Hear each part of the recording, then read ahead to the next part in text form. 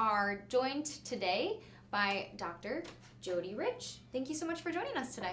Thank you. It's an honor to be here. Well, we're so glad to have you. It's an honor to have you as well. So let me just give you, I can do a short bio, but otherwise we'd probably take the full 20 minutes to just give a little bit of your background. So Dr. Rich is a professor of medicine at Brown University. He's a practicing infectious disease specialist at the Miriam Hospital.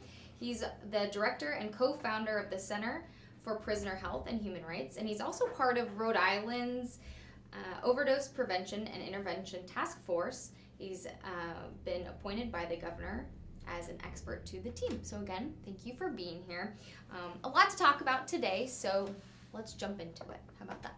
Sure. Okay. So you've done a lot within the community working with prisoner health with the Department of Corrections. You've also done a lot working with Miriam Hospital and working, helping fight the overdose epidemic that we have in our state. So wanted to talk to you a little bit about today, something that just came out. There's new data from the CDC out today that shows the U.S. life expectancy has actually gone down.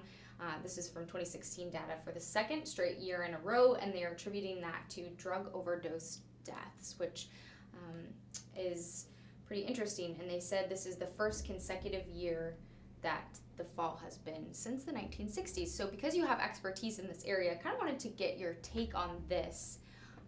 What are your thoughts? So this drop in life expectancy has been driven by drug overdose deaths. And this epidemic is in crisis. It's worse than the AIDS epidemic. More Americans died of opioid overdose deaths than at the peak of the AIDS epidemic. More Americans died last year of overdose deaths than died in the entire Vietnam War. So this is a huge, huge problem. Now, Rhode Island is impacted more than most, but I would say that Rhode Island has done more than most to address this. And I really, you want to give the governor credit for really doing an outstanding job with the task force and supporting initiatives. So I think the place to start with this epidemic is the disease itself. It's a poorly understood disease, and people are doing things that we don't want them to do. And we see that it's hurting them and hurting their families and hurting people around them. And we don't want them to do it, and we don't understand why do they do those things. They steal, they lie, they cheat, and they hurt themselves. So I think you have to go back to understanding the disease, and that will lead us to how to address this. So opiates, which can be heroin, can be Percocet, OxyContin, Methadone, they bind this particular receptor in the brain, and they have two characteristics that are different than other drugs. One is that with regular use, daily use, in a fairly short time, you develop tolerance. Now, tolerance means that you have to keep taking a higher and higher dose to get the same effect. Whether that effect is pain relief, whether that effect is getting high, whether that effect is getting psychological pain relief. A lot of people get into this disease because they have psychological trauma. They might have been abused as a child and carried that abuse throughout their life, and then they take an opioid and they somehow feel better about it. So if they have that kind of abuse, why wouldn't you want to do something that would make you feel better? So tolerance, if you keep using it every day, and that develops over days to weeks. The second characteristic of the drug itself is the withdrawal phenomena.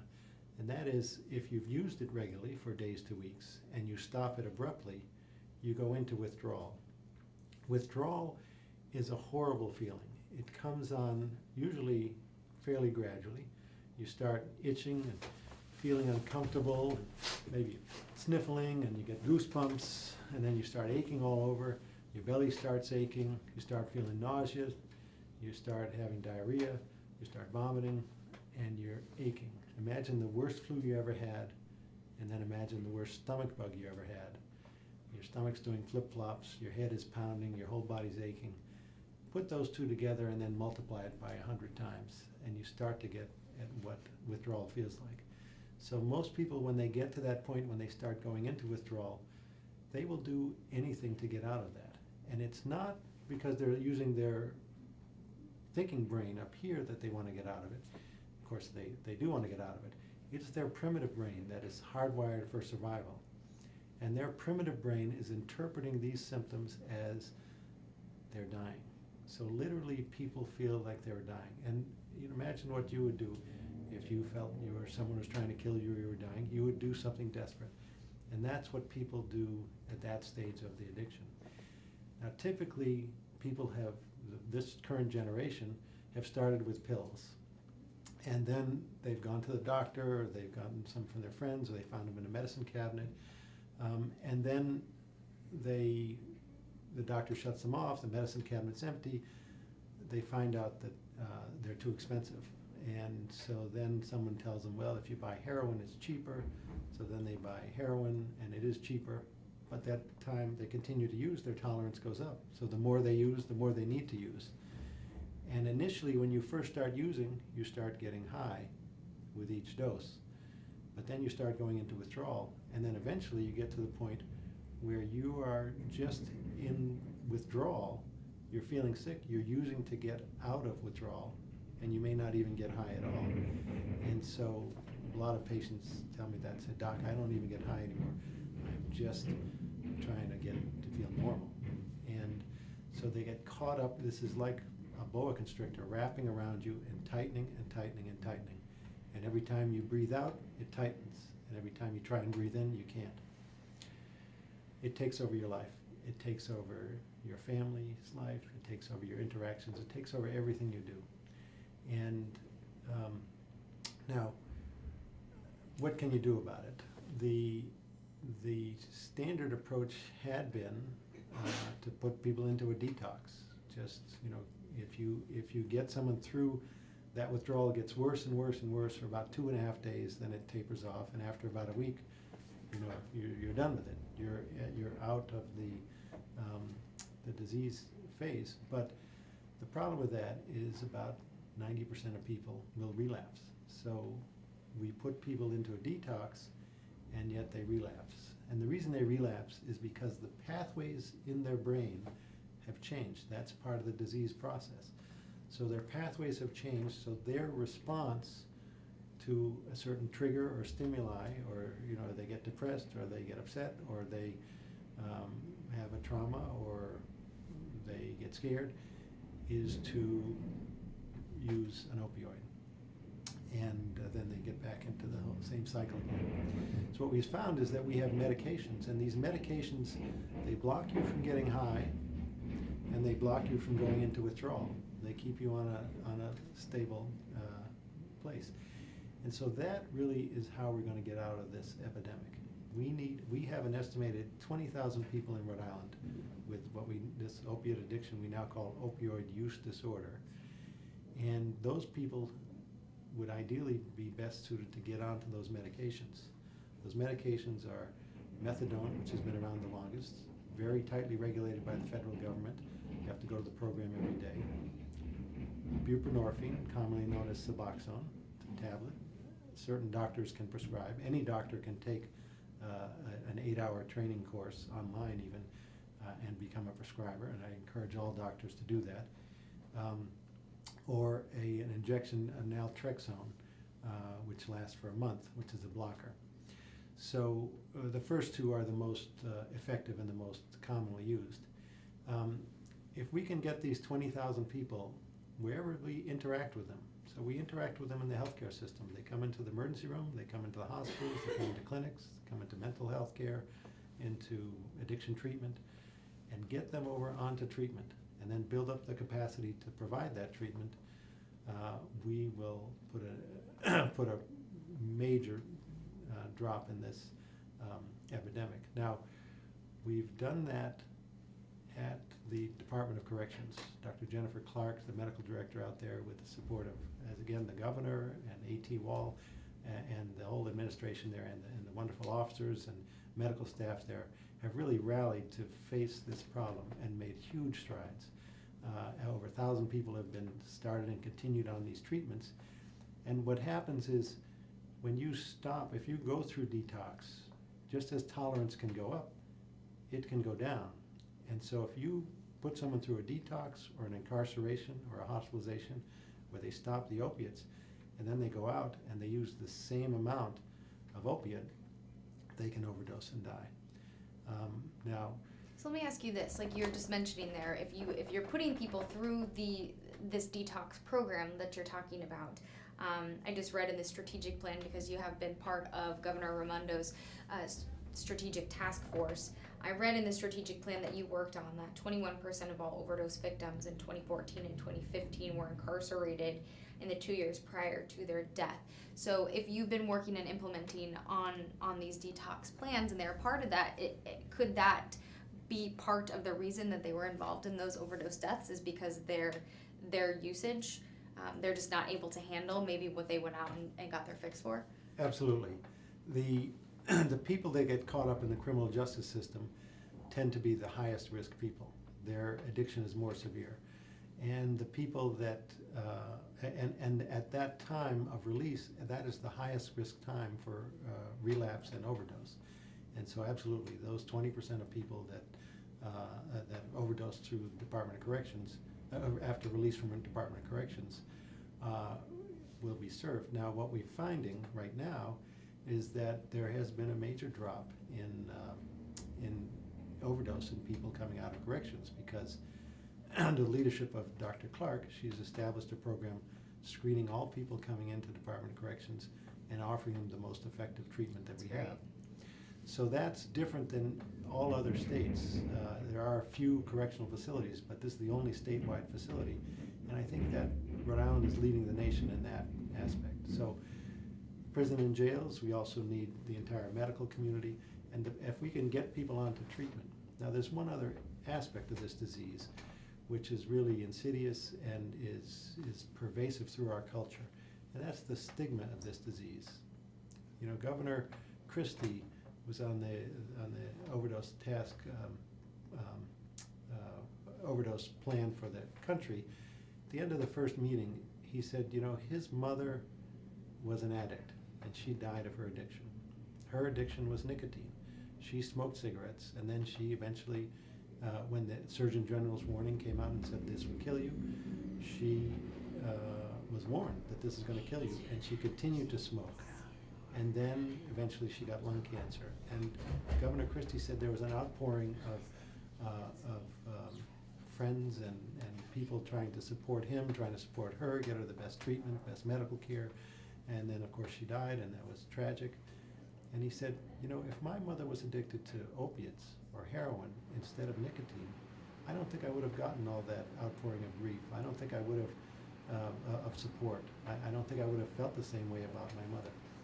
So this is a drug that is addictive, that is highly prevalent in our society, thanks to decades of overprescribing, and we need to rein that in. Now, you might say, well, the problem is there's too many prescriptions, and that's true for the new. We don't want to give the new people access to opioids, and we're changing the way we prescribe.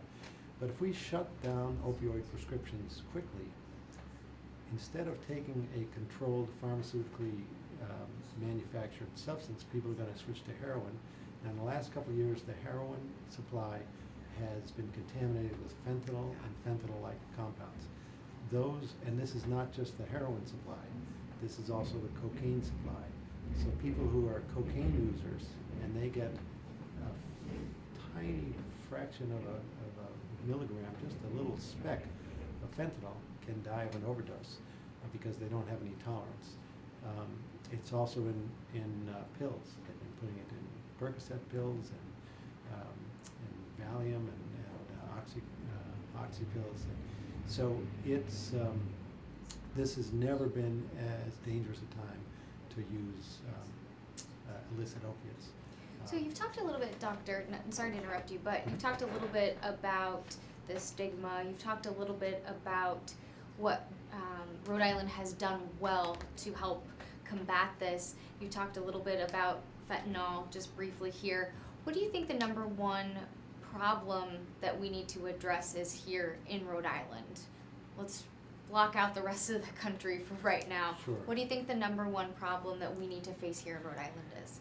Well, I think if we all had an understanding that these medications are the best treatments that we have, and just because somebody takes the medication doesn't fix everything else in their life. I would say that the majority, maybe 60–70% of patients who come in with this disease and get started on treatment, that's really all they need. They get put on the medication and they're doing fine. I should add that a lot of patients ask me, well, do I have to take this medicine for the rest of my life? And the answer is no. You have to take this medicine for as long as you need to. Now that may be the rest of your life, or it may be just a few years, in rare cases even less. But I tell patients what you need is recovery. And the federal government talks about 4 things that you need for recovery. The first is you need to work on your health. And I would say recovery is a dynamic idea. It's not a place you actually get to. It's how you're living your life. It's how you're spending your time moving forward. So the first is working on your health. The second is working on your home in a holistic sense. So home is a place where you feel loved, where you feel safe, where you want to be. It's your happy place. So if you're working on making your home the best it can be, then that's recovery. Your community. You have a network of people that you are connected to, that they're connected to you. You have their back. You have their best interests at heart. You're not interested in them getting high. You're interested in them being healthy and happy and productive. And they simultaneously have your back. And the fourth thing is your purpose. We all need a purpose in life. And so if you're working on your health, your home, your community, and your purpose, then you're in recovery. You're working on your recovery. If you're working on getting high, if you're working on getting out of withdrawal, if you're running around spending all your day doing whatever you need to do to get your drugs, that's the opposite of recovery. So recovery is, now we have a wonderful recovery community. Anchor Recovery is done phenomenal work. And, you know, the whole 12-step movement is fantastic because it's tapped into this notion that, you know, if somebody joins a 12-step and they have a sponsor, so that sponsor is somebody who's kind of been down that road before you, can help guide you away from making mistakes. So those 12-step, by capturing into a sponsor, that's very helpful to have somebody that can guide you. But it's even better if you are the sponsor and you're helping other people, because that hits that fourth category, that purpose. And if you're helping someone, that gives you a sense of purpose, and that helps you in your own recovery. Now, before we let you go, Dr. Rich, because we do need to wrap up here too, I want to talk to you a little bit about what other public health implications the opioid epidemic might have on the community. People who might not have been touched by the opioid epidemic, fortunately for them, they might not realize that there are other public health implications, whether that might be hepatitis C, HIV and AIDS, depression, and suicide. Briefly, can you talk to us a little bit about that? This is a very destructive disease. And in Massachusetts, I just read a report that their new injection drug use related HIV cases have doubled since last year. Wow. So that Massachusetts has done an excellent job at controlling the injection drug use related HIV. But now we've got more people, more desperate to get opiates, transitioning to heroin, transitioning to injecting, and not having access to syringes and spreading diseases. So I think that's a real risk. It's a huge expense. It's a huge drain. We're spending a lot of money incarcerating people, chasing after people, and yet the treatment is far less expensive. And it takes people from, our using a criminal justice approach to this problem, which is really where we as a nation have put most of our resources, is fruitless. It is not getting the results that we want. We have effective treatments for this disease. We should be using them. We should be implementing. We should be rolling out them. people should not have to go and get incarcerated to get treatment. They should be able to get treatment anywhere and everywhere, and effective treatment. All right. Well, we'll leave it at that. I really appreciate your time today. I do want to mention that you were recognized for all the work that you've done in the community over the years. Lifespan recognized your work by giving you the 2017 Charles Bud Kahn, MD Lifetime Leadership Award.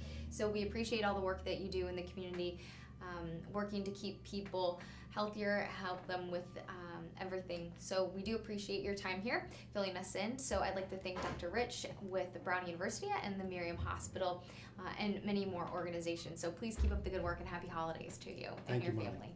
All right, everyone, we're going to get set up here for our next guest on Go Local Live. Please hang tight.